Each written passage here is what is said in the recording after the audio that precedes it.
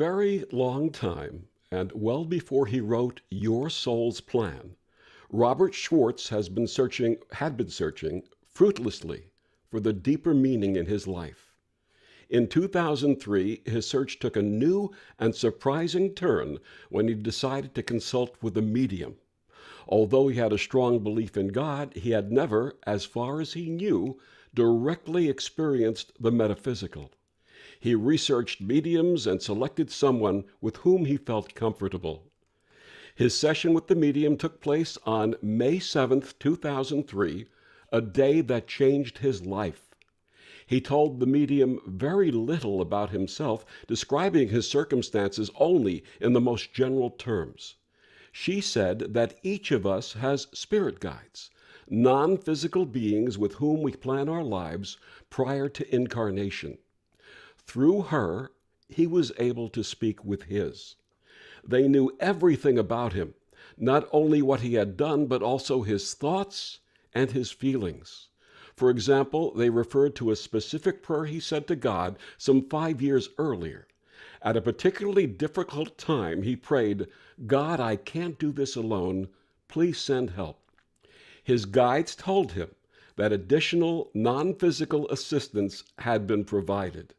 Your prayer was answered, they said, and he was astounded. Eager to understand the suffering he had experienced, he asked his guides about the major challenges he faced. They explained that he had planned these challenges before birth, not for the purpose of suffering, but for the growth that would result. He was shaken by this information. His conscious mind knew nothing of pre-birth planning, yet intuitively he sensed the truth in these words. Although he did not realize it at the time, his session with the medium triggered a profound spiritual awakening that he would later understand was really a remembering of who he was as an eternal soul, and more specifically, what he had planned to do on earth. His work that resulted includes 3 books: Your Soul's Plan, Your Soul's Gift, and his latest book, Your Soul's Love. He offers Between Life Soul Regression, or BLSR, also known as Life Between Lives Regression, or LBL, a sacred experience in which you can return to the non-physical realm you call home between your earthly incarnations, and so experience and remember your identity as an immortal soul, as well as Between Lives Soul Regression, Star Souls, and Awakening to Your Life Purpose, Discovering Your Life Plan workshops. I'll be posting links to these in the chat during his presentation. You can find all these wonderful offerings on his website, yoursoulsplan.com. It is my pleasure to introduce Robert Schwartz. Welcome, Rob. Thank you, Victor. And I want to thank Neil for inviting me to be with all of you today. It's a pleasure and honor to be here with you. My specialty, as you just learned, is something called pre-birth planning. And in particular, my work focuses on the reasons why we ourselves plan big challenges before we're born, before we come into body.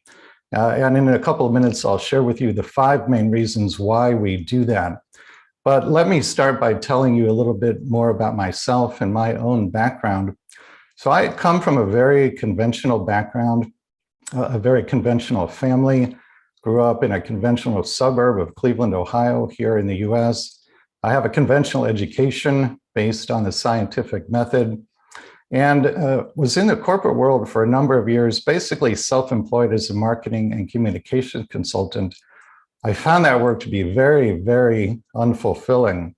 I used to say to people at the time that I had the feeling if I fell off the face of the earth, my clients would hardly even notice that I was gone. They would just plug somebody else into that role and carry right along. But at the same time, I had the distinct sense that there was some kind of calling, some kind of purpose to my life, a reason why I was here, but I didn't know what that was, and I wasn't even sure how to figure out what it was. So I had basically what you could call an existential crisis about my life. Now, my first attempts to resolve that were very conventional in nature. I went for career counseling. I took that Myers-Briggs inventory. That was interesting, but it didn't tell me what to do with my life. And then I went to all my friends and family and I said, I'm really unhappy doing this corporate work. I don't feel like I fit in the corporate world at all. What do you think I should do with my life? That, it turns out, is not a good question to ask another person. About half the people I asked literally shrugged their shoulders and said, I have no idea. And the other half suggested that I do whatever they were doing for a living, which, as you can imagine, was really not very helpful. So when these more conventional ways of figuring out one's purpose didn't really do anything for me, I thought, okay, I've got to think outside the box. What can I do? And this idea came to me: go see a psychic medium. Now, knowing what I know now, I have to believe that it was my guides who were whispering that idea in my ear. But at the time, I thought it was my own brilliant idea. And I thought, why not? It'll take an hour of my time, a little bit of money, and if nothing comes out of it, there's really no harm done. So I did that on May 7 of 2003. I had the session with the medium that Victor just described to you. And the very first thing the medium said to me when the session began was, your spirit guides are here. And I said, what is a spirit guide? I'd actually never even heard the term before. So she explained to me that a guide is a highly evolved non-physical being with whom we plan our lives before we're born and who guides us after we get here in body. And then she said, your guides would like to speak directly to you. And she started to channel them. And the first thing they said to me right out of the box, they said, you planned your life, including your biggest challenges, before you were born. And I'll tell you, I just shook my head and I said, well, why in the world would I have done that? And they said, you did this for purposes of spiritual growth. Now, coming as I did from such a conventional background, I probably would have dismissed all of this as some kind of delusion on my part, except that the guides then launched into this very lengthy and detailed monologue in which they explained why I had planned all my biggest challenges. And what was really impressive about this monologue was that they knew what all of my challenges had been without me saying anything about myself, nor had I told the medium anything prior to the session. So as you can imagine, if you're talking to beings who know literally everything about you without you telling them anything, that gives them a lot of credibility. So when they introduced this idea of pre-birth planning, I was listening very closely. Now, I can't overstate to you the impact that this discussion had on me. In the days and weeks after the session with the medium, I thought about this idea constantly. And the effect that it had was that it really created quite a deep healing, because it allowed me for the first time to see deeper meaning and deeper purpose to the most challenging things that had happened in my life. And then I thought, well, if this perspective can have this kind of healing for me, then surely it can create a similar kind of healing for other people. And that was when I first started to think about writing a book about pre-birth planning. Now, within just a few weeks of the session with the medium, two other very important things happened. The first was just a couple weeks after the session with the medium, I was home in my apartment. This was in Chicago, Illinois, where I lived at the time. It was the middle of the afternoon on a weekday, and I was just having an average work day. And I decided to take a break and go for a walk.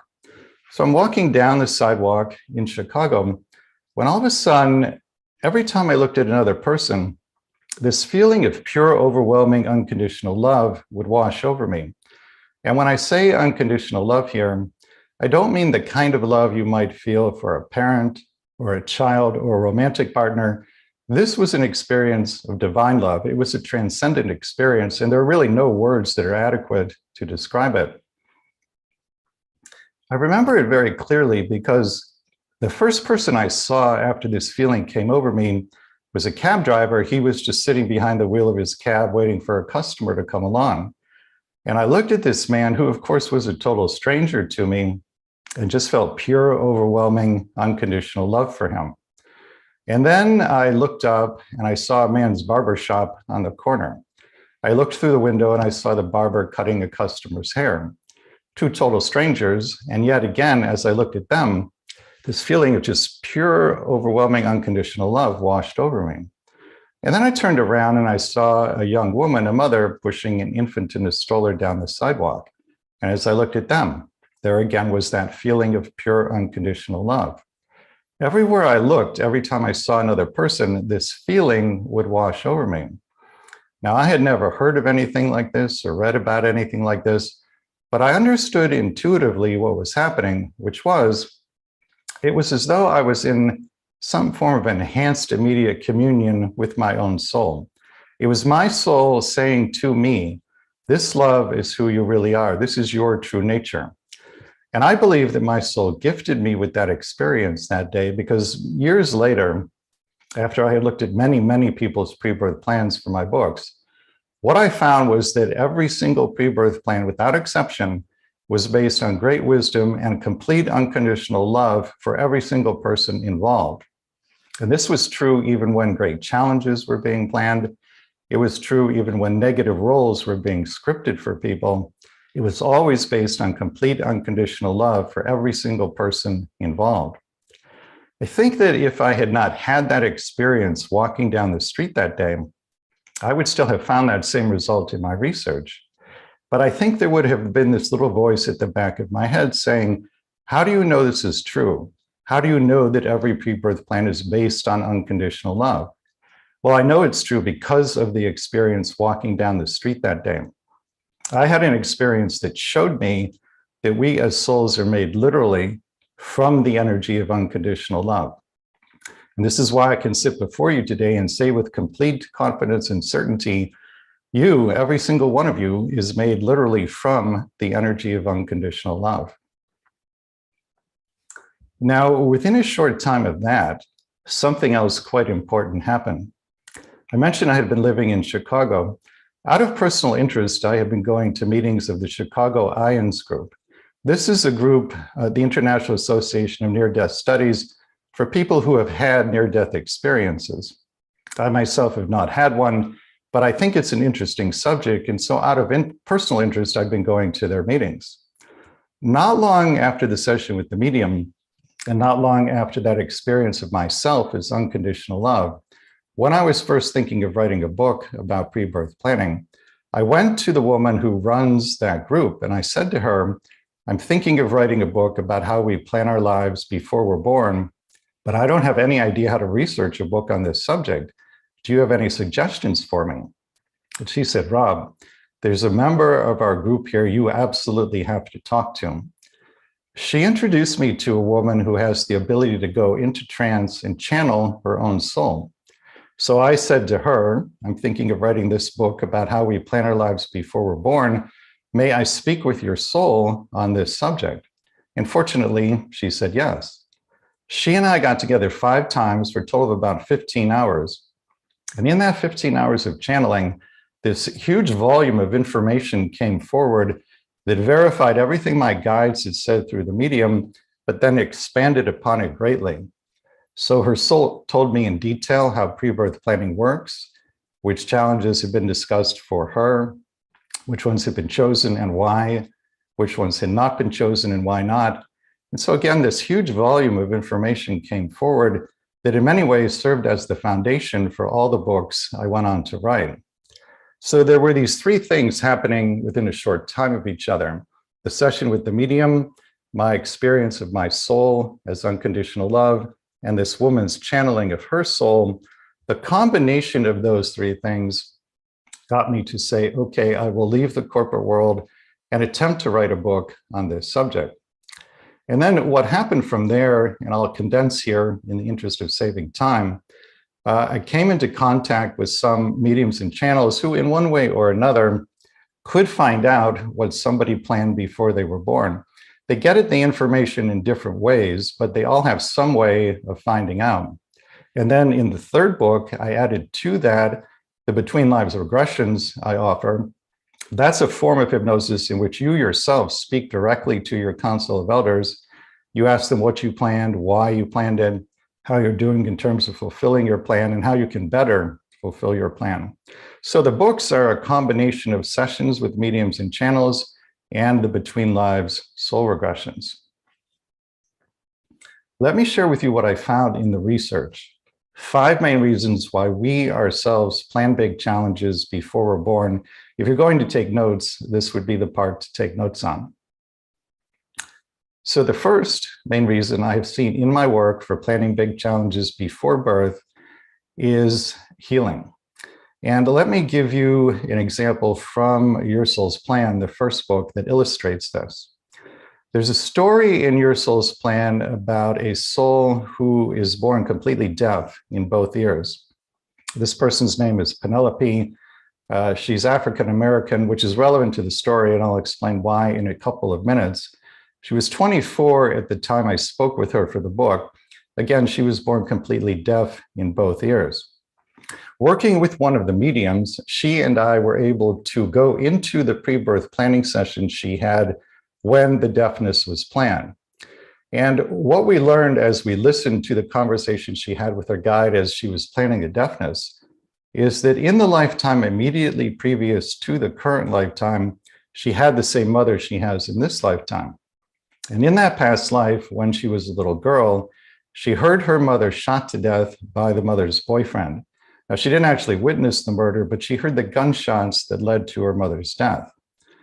As you can imagine, she was traumatized by that, so much so that it actually led her to commit suicide later in that lifetime. So she returned to spirit from that incarnation with what you could call an energy of unhealed trauma, which now needs to be healed. In her pre-birth planning session, her spirit guide says to her, "My dear, would you prefer to be born deaf so that no similar trauma will happen to you again, and so that you can complete your healing from the last lifetime?" And Penelope responds, "Yes, that is what I want and what I wish to do." And then what follows is a fascinating dialogue in which she and her guide work out the details of the deafness. Just as an aside here, the pre-birth decision to be female, completely deaf, and African-American was not random or arbitrary in any way. One of her pre-birth intentions was to deepen in compassion. And she thought that this relatively unusual combination of being female, African-American, and completely deaf would put her in a lot of situations that would provide both the opportunity and the motivation to cultivate compassion. Well, that's exactly what happened.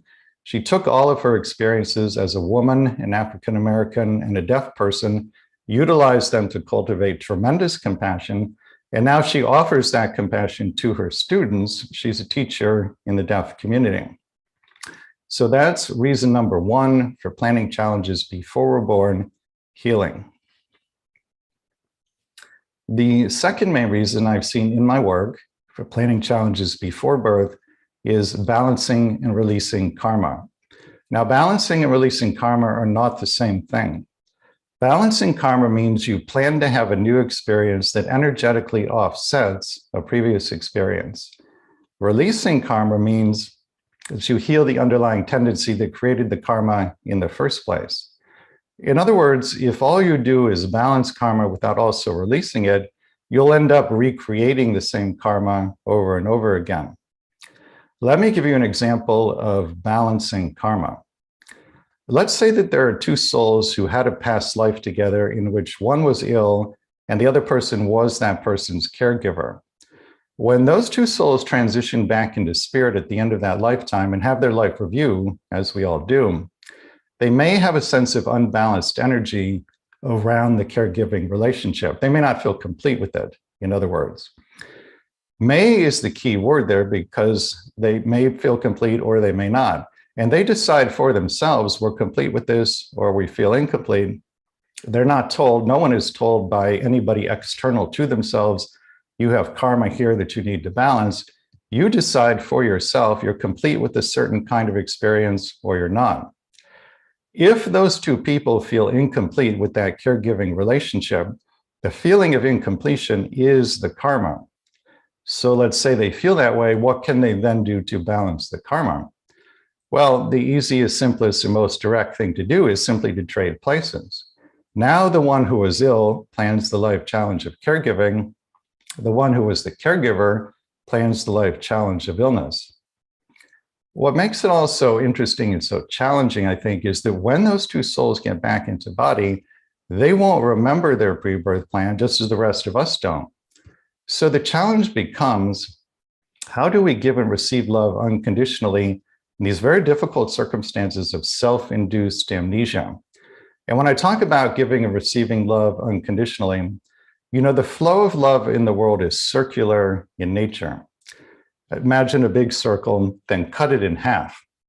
Half of that circle is giving love to other people. This is what we all believe is a good thing to do, and we all try to do that. But it's actually only half the circle. The other half of that circle is receiving love from other people. So if you are someone who does not allow others to give love to you, you're actually blocking the flow of love in the world just as effectively as if you never give love to anyone else. And this, I think, is particularly relevant to a caregiving situation because, in my view, it's incumbent upon the one who is ill to receive love from the caregiver. But that's the second main reason for planning challenges before we're born, balancing and releasing karma. The third main reason for planning challenges before birth is a desire to be of service to others. If you read spiritual or metaphysical literature, you've probably heard of the concept of oneness. This is the idea that there's actually only one being in existence in the universe. And it's you, it's me, it's all of us. Each of us is an individualized expression of the one. The way I understand the orientation towards service, which I can tell you is in literally every single pre-birth plan I've ever looked at, it's always there in one form or another to one degree or another. The way I conceptualize it is that this orientation to service is a natural expression of oneness consciousness, which is our natural state of consciousness when we're home on the other side. In other words, let's say that you and I are back on the other side and we're planning a life together, and you perceive that I am literally you. It's not just a concept the way it is here. You actually experience that I am literally you. Well, then, of course, you'll want to be of service to me. And conversely, if I experience that you are literally me, then, of course, I will want to be of service to you. So this orientation towards service, which again is in everybody's pre-birth plan, I think is a natural expression of oneness consciousness, which is our natural state of consciousness when we're on the other side. That's reason number 3, desire to be of service to others. The fourth main reason I have seen for planning challenges before we're born is a desire to experience contrast. Now, let me explain how this works. I mentioned earlier my experience of my soul as unconditional love as I walked down the street that day. The non-physical realm we come from, as I understand it, is a realm of complete unconditional love. So if we as souls are made from the energy of unconditional love, and if we are in this realm of only unconditional love, that means we experience no contrast to ourselves, which in turn means we don't fully understand or appreciate who or what we are. We don't fully understand what it means to be a soul made from the energy of unconditional love. So I think what the soul is doing here on the physical plane is that we have come for what you could call the not love, which we would all agree there's a lot of. Because through that experience, by the time you go home at the end of a lifetime, you understand much more deeply what unconditional love is, which is another way of saying you have a much more profound self-knowing. Now, I know this is a somewhat arcane concept, so I like to explain it using an analogy from a book other than my own. In one of the Conversation with God books by Neil Donald Walsh, this idea of experiencing contrast comes up. And God asks Neil to explain it using the analogy of the white room, which goes like this. Imagine that you are a white being in a white room. So you are white. The ceiling is white. The floor is white. All the walls around you are white. Everything in this room is white, including you. Now, if you are such a being in such a room, how do you know that you're white? Well, the answer is you don't. And in fact, you actually can't until you experience something that is other than white. Then once you've had that experience, then you understand much more deeply what it means to be a white being in a white room. This, I think, is what we as souls are doing here on the physical plane. We are love. We come from this realm of only love. We therefore experience no contrast to ourselves. We therefore don't fully understand or appreciate who or what we are.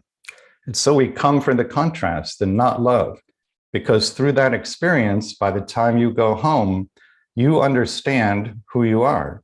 You have a much more profound self-knowing. So that's reason number 4 for planning challenges before we're born, a desire to experience contrast. And the 5th and final reason, strictly speaking, this is a subset of healing, but it's so important, I like to break it out as a separate item of its own. And that is correcting or healing false beliefs or false feelings about the self. And let me explain how this one works. Almost everybody has had at least one past life, and usually many, in which certain things happened that caused you to pick up a false feeling or false belief about yourself. 2 of the most common are 1, that one is powerless, and 2, that one is unworthy or perhaps even worthless. If you feel or believe yourself to be powerless, unworthy, or worthless, to your soul that feels discordant. What do I mean by discordant? Well, imagine if you were to walk through an old abandoned house that's filled with spider webs. And you walk through a spider web and it clings to your face, it clings to your neck, it clings to your chest and shoulders. To you, this would feel, for lack of a better word, icky, and you would immediately try to brush or clear the spider webs away. Very roughly speaking, that's how it feels to your soul when you, a portion of your soul's energy in a physical body, pick up a false feeling or false belief about yourself. It feels icky or discordant, and your soul immediately wants to heal or clear it. So how is that done? Well, here in the 3rd dimension where we are, what will happen is you will draw to yourself experiences that seem on the surface to confirm the false feeling or false belief. This is actually a fundamental function of life in the 3rd dimension. The world is set up to mirror you back to you so that you can find out what lies within your consciousness, even if it's subconscious, and then bring it to the light of conscious awareness where you can then set about healing it.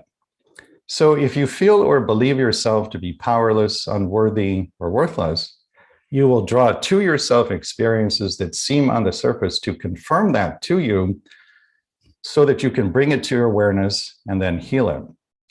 Now, I realize what I have just described might sound harsh and perhaps even punitive, but I can assure you it is not the universe's intention to be either harsh or punitive. The universe is loving. And what it's trying to do in its infinite love for you is mirror you back to you so that you can see what's within your consciousness, again, even if it's at the subconscious level, and then bring it to the light of conscious awareness so that you can heal it. That's the 5th reason for planning challenges before we're born, a desire to heal or correct false feelings or false beliefs about oneself. Let me share with you a couple stories of pre-birth planning to make all of this more tangible. There's a story, a true story, told about Edgar Cayce, and you might recognize the name.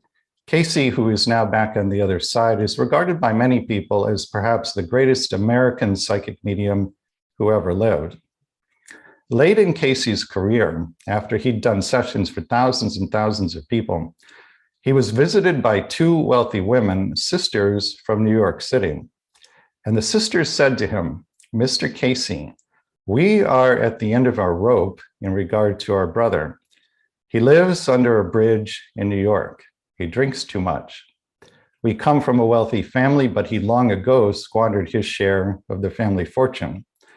Over the years, we've tried everything we can think of to help him turn his life around, and nothing has worked.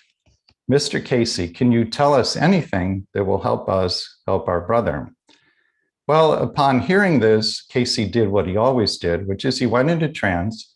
He went into the Akashic record, which is the complete non-physical record of every word, thought, and action relevant to the earth plane, including the pre-birth planning. And then he said to the 2 sisters, "Your brother is the single most highly evolved soul about whom I have ever obtained information. And The three of you planned together before any of you were born for him to do exactly as he's been doing so that the two of you could learn to be more compassionate. Well, that was not exactly the response the sisters had been hoping for, but this is how it works.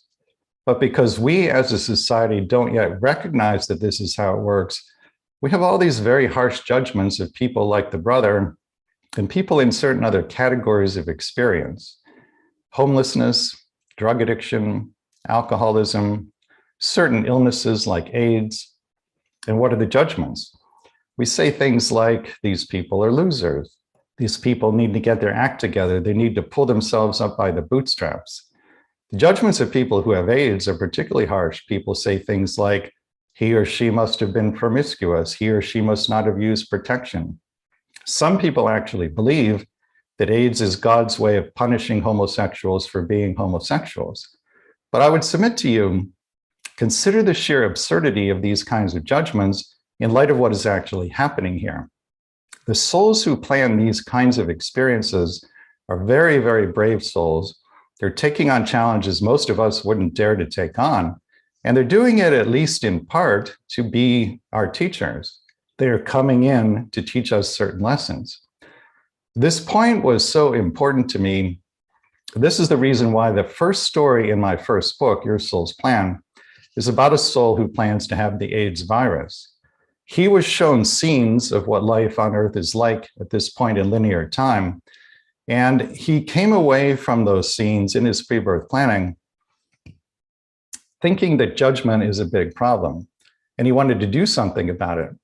So the plan he came up with is that he would contract the AIDS virus, and then for the rest of his life, every time he meets somebody, he gives that person the opportunity to put judgment aside and feel compassion in their heart.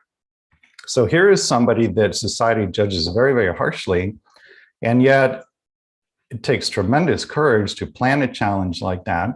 And again, he's doing it in part to come in as a teacher of compassion. So, if you're walking down the street one day, and let's say you pass a homeless person in a cardboard box on the corner, if you have a thought like get a job, that kind of thought really misses the mark, because it's very possible that that person was in your pre-birth planning session, agreed to be there at that moment as you walk by. And yes, the planning is sometimes that detailed, and agreed to give you the opportunity to put judgment aside and feel compassion in your heart.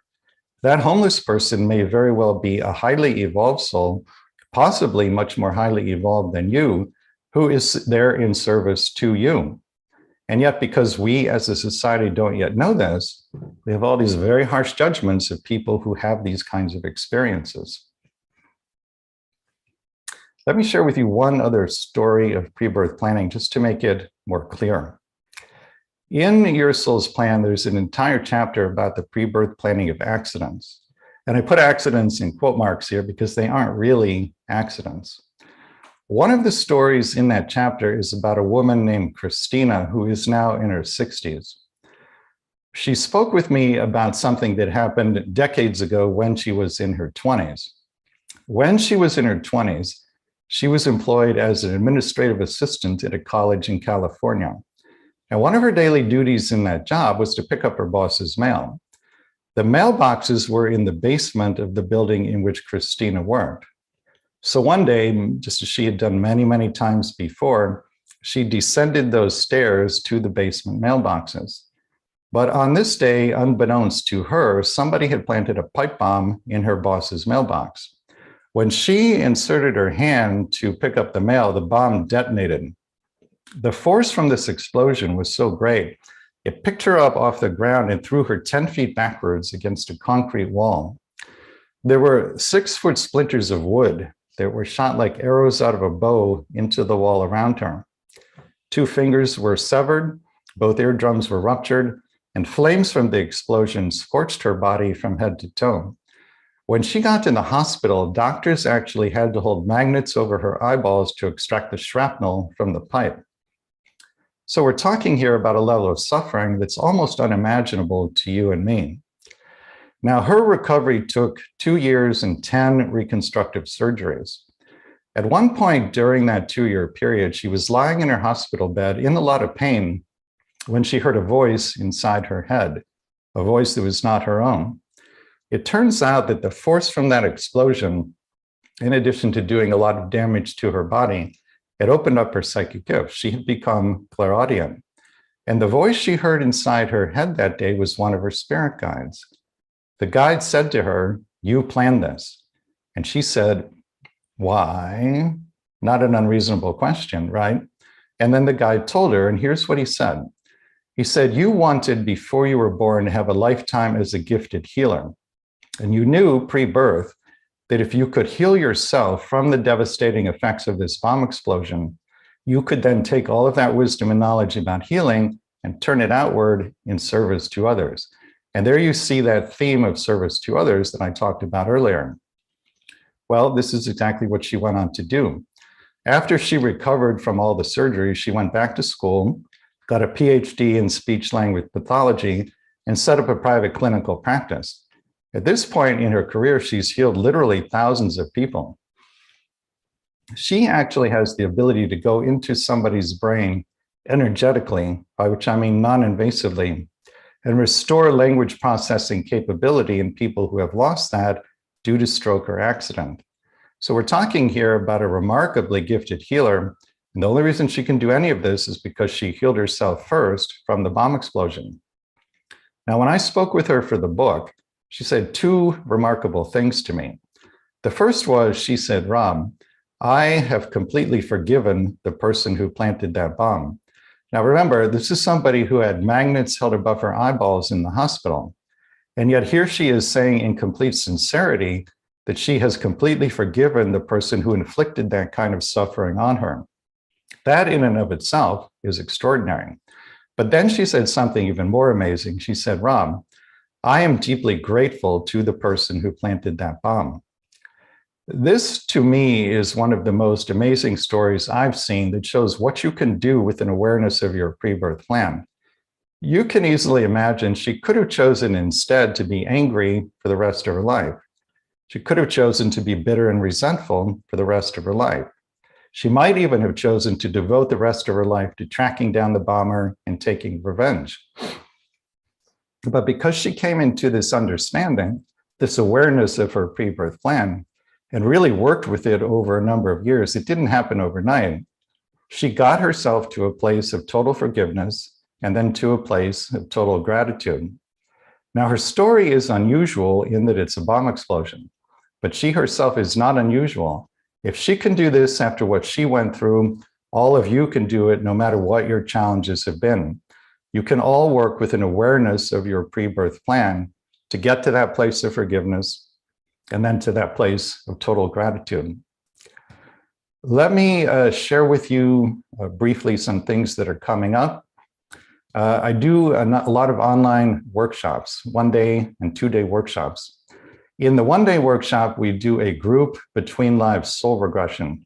This is a very long form of hypnosis. It takes about 2 hours just to go through the process. We start with some preliminary steps to help you relax physically and then mentally. And then I guide everybody in the group into a past life. It's almost always a past life that had a big impact on the plan for the current lifetime. You experience 4 scenes in the past life. The 4th scene is the death scene. The part of your consciousness that is having the experience leaves the body in the death scene and crosses over to the other side, which I realize might sound a little bit ominous, but it's actually very easy and gentle. When you get back to the other side, most likely a spirit guide will greet you. You'll ask the guide why you were shown that past life and how it's relevant to your current lifetime. And then I prompt everyone in the group to ask their guide to take them to their council of elders. The council, once again, consists of the very wise, loving, and highly evolved beings who oversee your personal evolution.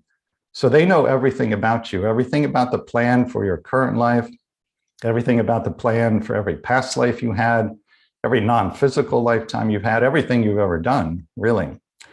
When people get in front of their council, I prompt the group to ask a very long and very extensive series of questions that covers all the major areas of their life. So it's not an interactive experience. It can't be in a group, but it is individualized in that you get personalized answers to your questions from your own counsel. By the time that process is over, you should have a very good idea of what you planned, why you made those plans, how you're doing in terms of fulfilling your plan, and how you can better fulfill your plan, plus any other questions you would like to ask. There are two things that people comment on after they've visited their council of elders. They almost always comment on this feeling of overwhelming unconditional love the council had for them. And they also comment on the total absence of judgment. They often say something like, I could tell that my council knew all the bad things that I had done in this lifetime, and yet they loved me completely and unconditionally anyway. And you know, for most people, that's their first experience of true unconditional love since coming into body. So it's a wonderful reminder of what home is actually like. In the 2-day workshop, we do the group between lives regression. I give a talk. We do something called the divine virtues exercise that tells you the qualities you're working on. Your pre-birth desire to cultivate and express those qualities is one of the main reasons you planned your biggest challenges. And this falls under the category of service to others, because as you cultivate divine virtues like patience, empathy, compassion, and so forth, you raise your vibration. Your vibration is your primary form of service to the world. This is true for literally every person on the planet, even those people who have missions that involve a lot of physical doing on the physical plane. Your vibration is far more important than anything you can ever do with your physical body. So we do this exercise where you learn which divine virtues you're working on, and then another group regression to contact loved ones on the other side. And if the form the contact takes is verbal or telepathic, you can ask them any questions you have about your life plan with them. We also have a new workshop called Star Souls. My wife is a channel. She channels a collective of beings who exist in unity consciousness and who we call the beings of light. They took the hypnotic induction for the between lives soul regression and modified it. It's now called, the modification is now called a between lives star soul regression. And it's been modified by the beings of light so that someone who is from a distant place, as many of you probably are, and you come here to Earth, which is a much less evolved civilization than the one you came from, but you come here for reasons of service, the Star Souls regression will help you determine where you came from, why you chose to come to Earth, what your unique gifts are as a Star Soul, and how you can actualize or activate those unique gifts in service to humanity. So that's the Star Souls workshop. A lot of great things going on. Visit yoursoulsplan.com for more information. Sign up, please, for the newsletter on the homepage. Click on events in the main menu to see the upcoming workshops. Click on sessions in the main menu to see more about the Between Lives regression, including a 1-hour video of an actual regression. And that's basically what we've got going on. So I hope to see some of you in the workshops. And once again, thank you for being here, and thank you to Neil for inviting me to speak with you today. My pleasure.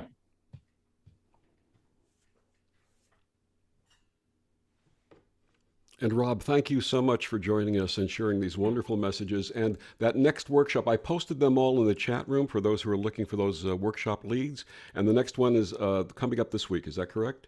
It's April 24th is the group Between Lives Soul Regression. Thank you. All right. Bye-bye, everybody. Well, Rob, do you have a few more minutes? We still have 10 minutes, so maybe we can take a couple of questions. Are you good with that? Okay. I thought we were up at 3, but yeah, I'm happy to stick around.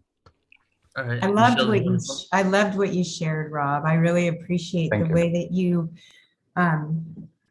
you shared and the opportunities we all have to learn about how we were predestined for some of these experiences. So thank you. Did you put your information in the chat about your workshops coming up? I think Victor did that for me. Them, yes, I'll post them again. I thought that was really profound, Rob. I have heard that souls line up to get into bodies that have been mutilated or injured. Can you comment on that? I don't have information specifically about souls wanting to be in mutilated or injured bodies, but I can speak to something related to that. What has been shared with me in the channeling sessions for my books is that there were actually 3 times as many souls who wanted to be in body at this time of planetary ascension as available bodies. So in order to be here in a body now, you had to make a 1 in 3 cut. And the way that decision was made is that you had to have something specific to offer the ascension process. So, you know, our world is filled with people who feel weak, small, insignificant, helpless, powerless. I can assure you, nothing is farther from the truth. You made a 1 in 3 cut to be here, and you were chosen because you have something specific to offer the ascension process. Okay, that's probably the most empowering thing I have heard said forever, like as a reminder that, like, okay, we just didn't get down here and just because we had nothing else to do off in the galaxy. You're saying that we actually had to already meet a certain criteria to get into these bodies and be part of this ascension, because what's happening here is so important. Yeah, that's exactly right. The ascension is monumentally important for Earth and humanity alone, but it's also monumentally important for the rest of the universe, because the vibration of what is happening here radiates out infinitely in all directions, and it impacts literally every other being everywhere. I'm just going to resonate with this. I'm kind of excited about hearing that 1 in 3. Because I tell people, well, you volunteered to be here, and you know, you did, we volunteered, but maybe now knowing that we already came down here with that wisdom. Right. Well, I love what Dolores Cannon says. She goes, not only did we elect to be here, but we're also selected to be here. Exactly. Yeah, that's true. Yeah. Absolutely. And it's a good wake up for all of us. And I love this pre-birth planning to be able to sit down, because I'll tell you, so for me, my exit, just so you know, whenever I've thought I should kill myself or whatever, God forbid, I've had these meetings with my team of about 12 or 13 of my guides. And I see myself sitting there saying, well, you know, Earth was so hard, I couldn't do my mission. At that point, my horror, I wake up, it's like, oh my God, I can't even imagine saying that to my guides. Like, it was just too hard. I couldn't do it. Yeah, you know, we all have a life review when the incarnation is over, and it's done in a completely unconditionally loving environment. Your guides are there. They never judge you. They love you unconditionally, no matter what happened in the incarnation. But you will see as part of that whether or not you completed your mission. And if you didn't complete it, that's where that feeling of incompletion arises. And then you'll feel that you want to attempt it again in another lifetime. God, I can already feel like, and so then you really are hungry to come back and do it again, to get it right over and over and over again. I see Michelle's nodding her head. Yes, we are. Wow. There's a couple of questions here, if we can take them from the audience. Stephanie is asking, can we leave early without karma? Meaning, if we feel we cannot finish our mission, can we call in an early dismissal? Wow.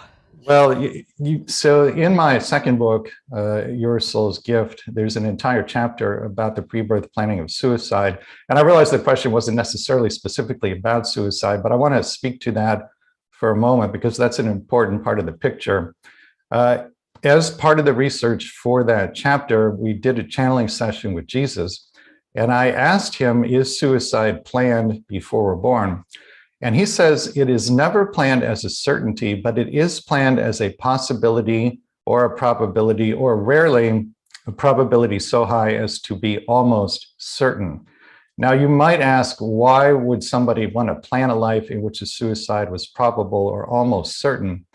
You have to understand that when you're back on the other side planning an incarnation, there are several key differences in your perspective compared with when you're here in body. One of them is that from the non-physical vantage point, you know that a lifetime is actually very brief. It might not seem that way when you're here, especially if you're suffering, but from the non-physical, you know it's very brief. A second key difference, you know that nobody is permanently harmed by anything that happens here. And a third key difference, you know from the non-physical vantage point that whatever wisdom you acquire becomes part of you literally for all eternity. So from that perspective, that a lifetime is actually very brief, no one is permanently harmed by anything that happens here, and yet the wisdom becomes part of you for all eternity. That perspective does make sense in terms of why souls would plan very great challenges or even the possibility of a suicide. But when you get to the life review, again, it's you assessing yourself. No one else judges you, but you will decide, I'm complete with that lifetime or I'm not. And if you feel incomplete, that's the karma, and then you plan to complete it. Thank you so much for, I resonate with that so much. So we have one more question here, and then we'll close out with you, Rob. I'm gonna do a poem, and then we'll get into the next person here. And the question is from Kathy: how does your work compare with QHHT, which is quantum healing technique, Dolores Cannon's modality?